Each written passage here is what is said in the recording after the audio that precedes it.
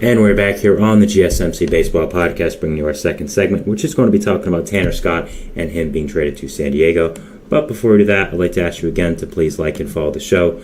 We do get a number of questions from viewers, so to ensure that your question does get read in the air, please use the link, gsmcpodcast.net. It really does help the show, and it really does mean a lot, so thank you so much for that. And let's get back into the show for today. All right, so our second segment is going to be about Tanner Scott and him being traded to the Padres. I would say throughout this entire deadline, Tanner Scott was the best available closer on the market. Mason Miller was really never available. Obviously, he would have taken that crown, but I think Tanner Scott was always a lock to be traded simply because he's a rental on the worst team in baseball, the Marlins, so he was obviously going to be traded. That was pretty clear from the start. So he was ended up traded to the he did end up being traded to the San Diego Padres, which was a pretty shocking deal. It's kind of an AJ Preller trade, so we come to expect it over the years, but still pretty shocking trade when you look at the basis of it. But I wanted to go over it and give my thoughts. So yeah. So again, when I was looking at Tanner Scott's trade value, I was thinking of a lot of different teams that could trade for him. First of all, I predicted him to the Royals throughout this process. I thought the Royals were the most needy team who was in contention of a bullpen arm. I thought Tanner Scott was the best. I thought they might want to go all out while their franchise shortstop is having this good of a season. I mean, Bobby Witt might be the favorite for MVP right now, which looked impossible just a few weeks ago with how good Judge was doing. But Witt has somehow done it. I thought the Royals might want to go all out, and I just think in the end they didn't have the prospects for it. But other than the Royals, you were looking at some other teams as well, like the Yankees, the Dodgers, the Phillies, these big market teams that needed a closer. Maybe even the Mets as well. Even with Edwin Diaz, you could have used Scott as a eighth inning type guy. And instead, he goes to a different big market team, the Padres. Now, this was ultra shocking because the Padres had just traded a top 100 prospect for a different lockdown reliever in Jason Adam of the Rays. So, trading for another great closer in Tanner Scott for more great prospects was a little shocking, to be honest, but it makes a little more sense if you look at it, and I'm going to explain my thoughts on it and overall. So, first of all, do I like the trade for San Diego? Yes and no. I think that it wasn't a horrible trade, but overall, I think they could have done. I think they could have done this with better. Anthony in the chat says, and don't forget they got AJ Puck from Miami. Yeah, he went to Arizona. So I already talked about that a while ago when it happened. If you want to go look at that on the channel, please do. I think it was pretty good. But yeah, so for Tanner Scott here, this trade is interesting for San Diego because you're looking at this pitching staff and you're saying, okay, well, they basically have a super bullpen now. I mean, you look at the guys they have in this bullpen who are genuinely very good arms. You have, of course, Robert Suarez, the all-star closer, Jeremiah Estrada, the breakout setup man, Tanner Scott now, who's maybe been the best closer in all of baseball this year with Miami. You have Jason Adam, one of the best consistent relievers in all of baseball for a little while now with Tampa Bay. Adrian Morejon, a breakout lefty reliever this year with Miami. And Yuki Matsui, one of the best relievers in baseball this year after coming over from Japan in the offseason. So the fact that they added Tanner Scott to that already elite bullpen core is insane. And it makes some sense, though. It makes sense because their rotation is a big question mark right now. It's a very big question mark. You have, of course, Dylan Cease in there, who's an ace, no doubt about that. But Joe Musgrove has been on and off the injured list all year. Michael King hasn't been exactly what you would have liked him to be this year. Yu Darvish, we don't know when he's coming back. He's dealing with a personal situation. Matt Waldron is a fine number 4 or 5, but he's really nothing more than that. And so when you have all these, deficiencies to the rotation right now, you kind of look for a way to bridge the gap. And the Padres said, you know what? If we can't get a great starting pitcher because of the insane prices on the market, why don't we just make a super bullpen and get Jason Adam and Tanner Scott? And I think that makes sense. I don't agree with it, to be honest, and I'll explain why, but I think it makes sense.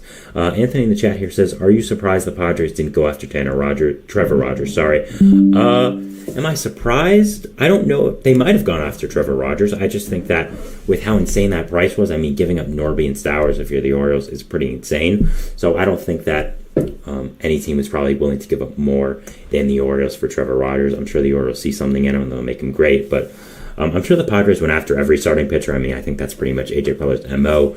But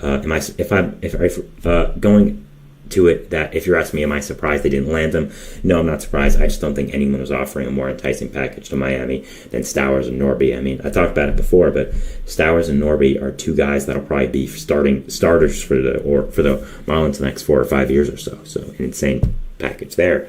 But it makes sense for the Padres to kind of look at different ways to kind of bridge the gap with your pitching staff. If you have only really 3 starting pitchers right now that you trust in King, Cease, and Waldron, you may want to say, okay, you know what? Let's just have 6 elite bullpen arms, because they have 6 elite bullpen arms. I don't use the word elite lightly, but they have 6 guys who I consider elite bullpen arms.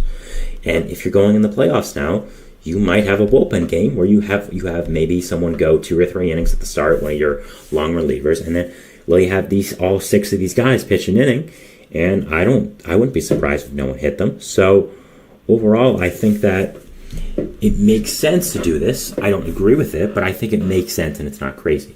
Anthony in the chat here says, I think the Padres are waiting until the offseason to improve their pitching staff and going after a lot of sense. Obviously, are in contact with the Marlins now and know each other's prospect system. That would make a lot of sense. Obviously, are in contact with the staff and going after Jesus and Sandy Alcantara. That would make a lot of sense. Obviously, are in contact with the Marlins now and know each other's prospect systems. I would not be surprised if the Marlins end up trading Jesus Luzardo and Alcantara in the offseason. I think Alcantara probably gets traded at the deadline next year to prove to everyone that he's healthy, because his value is kind of low right now, coming off of Tommy John and a rough season before that as well. So I think Alcantara and Luzardo do get traded. I think Luzardo probably in the offseason this year. I would agree with you. And Alcantara probably next deadline. Yeah, I just think the Marlins are going to continue to blow this team up, and I think Peter Bendix knows what he's doing there. So I would think that. But I think it makes sense for the Padres to try to bridge the gap with the bullpen because they didn't want to give up these prices for starting pitching. But the fact is, you gave up an insane price for Tanner Scott that you might as well have traded for a starting pitcher. I mean, you gave up Robbie Snelling, the minor league pitcher of the year, who slots in probably as an immediate top 50 prospect in baseball. I understand he struggled this year, but he still has insane potential. And again, Lily just won minor league rookie of the year, minor league pitcher of the year. You gave up also Adam Mazur, another guy who can project as a top 10 prospect in the Marlins farm system. Graham Pauley, a guy who I think could be a really nice position player for the Marlins for the future. So the fact you gave all that up for an elite closer begs the question that why didn't you give that up for a starter? I mean, you saw what Jack Flaherty got traded for. I understand he has some injury risks, but you wouldn't just offer that package to the Tigers? I'm sure if you did, the Tigers would be running to the door and giving you Flaherty for that. I mean, I just don't understand why you wouldn't offer that package for a starting pitcher rather than a closer. It just doesn't make a lot of sense to me personally. Now, I get, again, what the Padres are trying to do. I just don't think it makes a lot of sense, just in my opinion. So that's just my thoughts. But again, you could ask whatever. You could think whatever on it. That's just my thoughts about it. I think if you were willing to offer this package for an elite closer like you did, you should have done it for a starter on this market. Do that for a Jack Flaherty. Maybe offer that even for Kikuchi a little less. I'm not sure they would have taken it, but still, he's better even. So I think that's what they should have done. Going over this trade for Miami, I mean, yeah, just continuing with these amazing player for prospect trades here. I'm going to go over my trade deadline grades tomorrow, and believe me, Miami's going to be high on the list. They're going to get a good grade. Not a surprise. I love what they did. And getting Robbie Snelling and Adam Mazur, two guys who I think could be genuine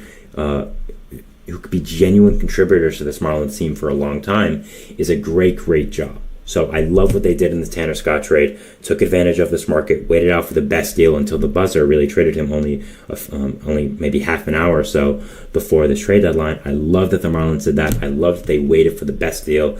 That's what they did, and they got Tanner Scott, one of the best closers on this market. Again, the Marlins traded away him and gave it to the Marlins. So I like what the Marlins did here, getting those prospects back. Fantastic job. And looking at this Padres team for the rest of the year, you're going to be in a dogfight for the NL West for the rest of the year.